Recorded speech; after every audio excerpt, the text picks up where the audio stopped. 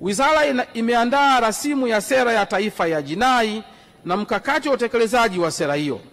Lengo la sera hii ni kuhakikisha kuna kuwepo mfumo jumuishi wa ushughulikiaji wa masuala ya haki jinai. Sera hiyo inatarajiwa kuidhinishwa na serikali katika mwaka wa fedha 2025-2026. Mheshimiwa Naibu Spika, katika mwaka wa fedha 2024-2025 wizara ilitoa mafunzo ya elimu ya uraia na utawala bora kwa wajumbe wa kamati za usalama za mikoa na wilaya, watendaji wa kata na menejimenti na wataalamu katika halmashauri 122 zilizopo katika mikoa 17.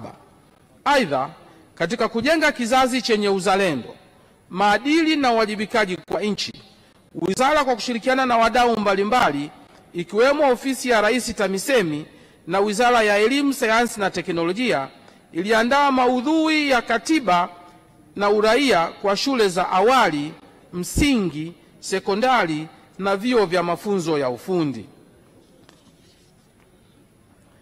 Mheshimiwa Naibu Spika, wizara imeendelea kuiwakilisha serikali katika mikutano mbalimbali ya kisheria ya kikanda na kimataifa katika sekta ya sheria, ukiwemo mkutano wa kawaida wa 10 wa kamati maalumu ya mawaziri wa sheria na haki ya Umoja wa Afrika uliofanyika Zanzibar.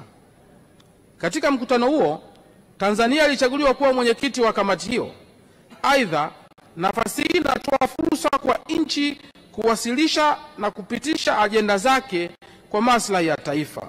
Mikutano mingine imeainishwa kwenye ibara ya 43 na ya 44 katika kitabu cha hotuba.